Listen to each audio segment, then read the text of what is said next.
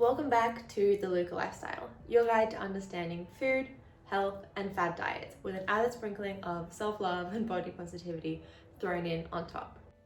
I'm just jumping in here really quickly while editing this video, but this is actually part 2 of my calories and kilojoules video because when I was editing it together last week, I realized that the video was going to be too long. So if you want to learn all about calories and kilojoules, then go click the top right hand corner of this video or check the description box because I will link part 1 down there if you want to go watch that first, and then come back to this video, part 2, where we're going to talk all about how to calculate your own energy requirements. Of course, if you like this video at any point, please go ahead and give it a thumbs up and subscribe to the channel if you would like to see more. I will also link all of my social media down below if you want to go follow The Luca Lifestyle on Instagram or TikTok, or even go check out my website, thelucalifestyle.com, for meal plans, ebooks, all of that good information. Everything you need to know we listed in the description box down below, as well as any necessary references. But for now, hope you enjoy the video. Let's get into it. So how can you work out your own energy requirements? There are a number of calculators here online that claim to be able to give you your either your BMR or just your total energy requirements for the day. However, I would be very wary of websites like this, particularly those that come from a weight loss perspective, because a lot of them will give you a very low figure for your daily calories or daily kilojoules that is actually quite dangerous to follow without the aid of a dietitian or a health professional. So I will have in the description box linked one that I actually do like, which is by the Australian government. So if you are looking at using an online calculator, check that one out first, because that one is actually scientifically based. But yeah, essentially just be careful of online calculators if you don't know that they're from a trusted source. Now, I did show this in last week's video, but in case anyone is just watching this part 2, this is the calculator I'm talking about. It's by the Australian government. It's just called the AGHE, or Australian Guidelines to Healthy Eating, Eat for Health calculator. So all you need to do is put in your age, gender, your weight, your activity level. We'll talk a little bit more about that in a second, and it will tell you a estimated daily intake. I do also love that at the end it gives a little disclaimer about pregnancy and the increased requirements, but again, we'll talk more about this as we go along. But if you do want to do the calculations yourself, there are a few different options, ranging from the much more complicated to the very simple. So I'm going to give you the more complicated and more technical one first, but I will have timestamps down below, so if you want to skip ahead to the very simplified version, feel free. Alright, so hopping into the first method, this is what we used at university. So in case anyone watching this is a dietitian student or is looking at getting into nutrition and dietetics in their own career, then I'm going to explain to you the Schofield's equation. Now I'm going to have to pop an image up on the screen because I have it down here in my little dietitian's handbook, but it looks a lot more complicated than it really is, so just let me quickly explain. So from this table, it looks like a lot of different equations, but depending on the gender of either yourself or the client you are using this on and their age, you're actually only going to pick one of these specific equations because the constant numbers do change depending on the age and gender of the person you're using it for. So for example, if I was looking at a 18 to 30-year-old male, then I would use this one here that I've highlighted. And to work out their daily kilojoules, you're going to take 63 times the person's weight. And then once you've got that number, you're going to plus 2,196. So it looks confusing from just looking at the big table, but when you actually isolate the variables that you are looking at and follow that equation, it's actually fairly simple, and this will give you the individual's BMR, so their basal metabolic rate, which is again just what their body needs at rest.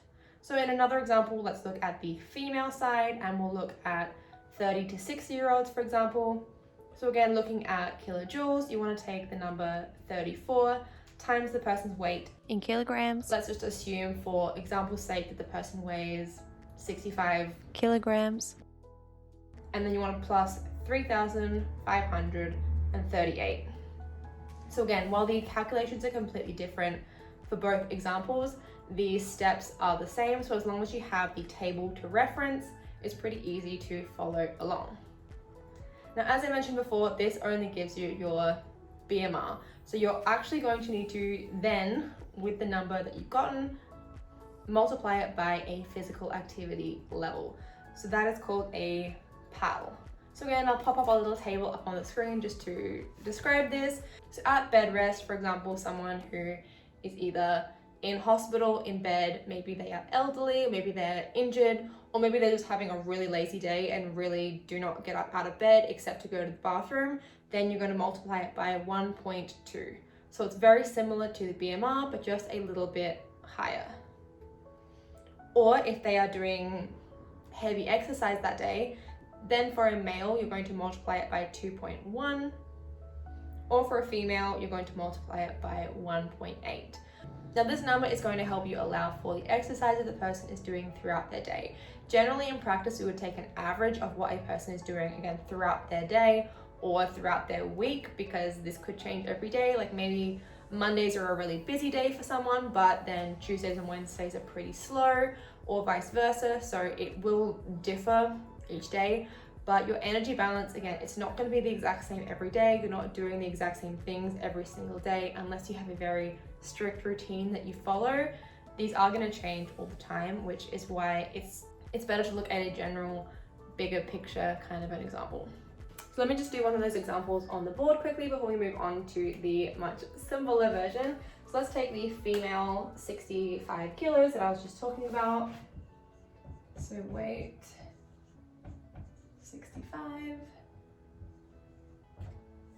And she's in the 30 to 60-year-old age group.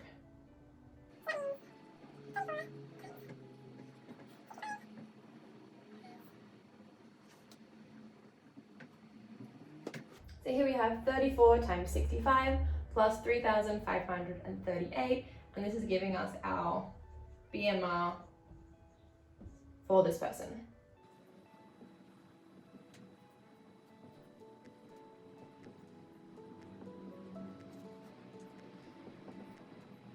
Okay, so from following all these steps, the answer we've gotten is 5,748 kilojoules per day. I'm sorry about the glare on the screen. I'm hoping I can kind of make this a little bit more clear when I'm editing it, but this is the value for, again, the BMR.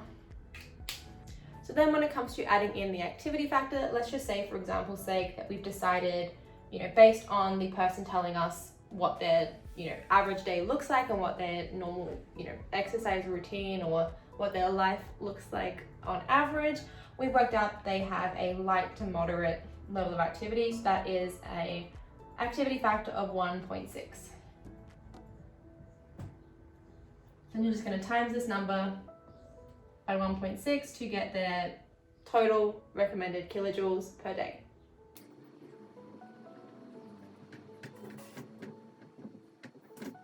Okay, so now the answer is 9,196 kilojoules per day. And that sounds about right. That's pretty much on the average. And yeah, so that is how you work out someone's energy requirements. I hope that wasn't too confusing, but if you do have any further questions, just comment down below and I'll be sure to answer them down there. Or in the future, I could make a whole video just running through examples using this equation and showing you how it works. But for now, let's get this off the board and move on to the easy option.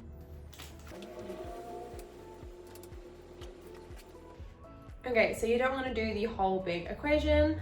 Let me show you how to do the much simpler version. So all you're going to need is the person's weight.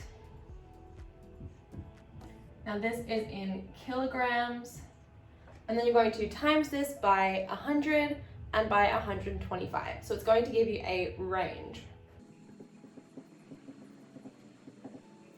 So this means that for every kilogram of body weight, they're going to need at least 100 kilojoules or up to 125 kilojoules. So taking that same example from before, say the weight is 65 kilograms, times that by 100 is 6,500. But timesing it by 125, I am going to need my calculator for this one. So times by 125 kilojoules is 8,125. So using this method, it's showing that the person is going to need between 6,500 kilojoules to 8,125 kilojoules. So using the simplified method, we actually got a much lower result than we did using Schofield's equation. So again, previously we got the answer of 9,196 kilojoules, but now we're getting between 6,500 kilojoules and 8,125 kilojoules. So the difference will be that one, this equation takes into account a lot less factors. One, you're not really thinking about the person's activity level, so that hasn't been taken into account. You're kind of assuming that they're fairly inactive. We use this one a lot of the times when we're working in the hospital because patients, even if they're getting up and doing their daily physio, they're not really doing too much exercise. Also, it's the same for men and women, and also the same regardless of the person's age. It is only useful on adults, not on children, but you know, there are a lot less variables, which makes it easier to work out, but perhaps less accurate. So if you work out this number, but you feel in your heart that even 8,125 is too low for the person's, or if it's yourself, for your activity level, then maybe look at using a different method to work out your energy requirements. Or of course, as I always say, the best method for working this out is going to be to actually go to your local dietitian and asking them, because not only will they be able to work this out for you super simply, but they'll also be able to give you a meal plan that fits these requirements, that is also tailor-made to you, your likes, your dislikes, and your lifestyle. And finally, before I wrap this off, just keep in mind that these equations are designed for healthy individuals. So some health conditions actually significantly raise a person's requirements. Some, just off the top of my head, are, for example, burns victims require a lot more energy because their body is going through a huge healing process. Same thing with bone marrow transplant patients. They also require more energy in a day than what these equations are going to give you. Also, anyone with an infection or a head injury. Again, this is not an extensive list, but it is just a few examples. And finally, let's briefly talk about pregnancy, because while the phrase eating for two is very well known, it is actually incorrect. And if someone who is pregnant truly believes they have to eat for two and therefore doubles their energy intake for a day, that is going to give them a lot more than what they needed. In fact, let's look back at this example again, and here on the Australian Guidelines website, it does show that for pregnancy, your requirements are going to be increased. The highest intake you're going to need is in your third trimester, which is going to be an extra, well, in this case, it is an extra 1,900 kilojoules per day, but again, that is way less than double. And actually, if you do choose to breastfeed after having the baby, that is going to be your very highest energy needs, because you are feeding yourself but also feeding your child as they continue to grow. But of course, as I always say, the best way to work out your requirements is to see your local dietitian, and they can not only tell you your requirements but also create a tailor-made meal plan that not only meets your energy requirements but also your lifestyle, your likes, your dislikes, and any potential health condition that you have. So in next week's video, I'm going to break down all 4 of these macronutrients, what they are, where they come from, why they're needed in the body, and the oxidation hierarchy, which actually explains what order your body uses these macronutrients to metabolize and create energy that your body needs to exercise, wave your arms around, and simply function. So if you want to make sure you don't miss out on that video, be sure to subscribe to the channel and turn on post notifications so that you are notified whenever we upload. If you would like to help this channel grow, then please go ahead and give this video a thumbs up if you liked it, or a thumbs down if you didn't. Either way, it helps the channel to grow and helps me to know which videos to make more of and which videos not to make more of.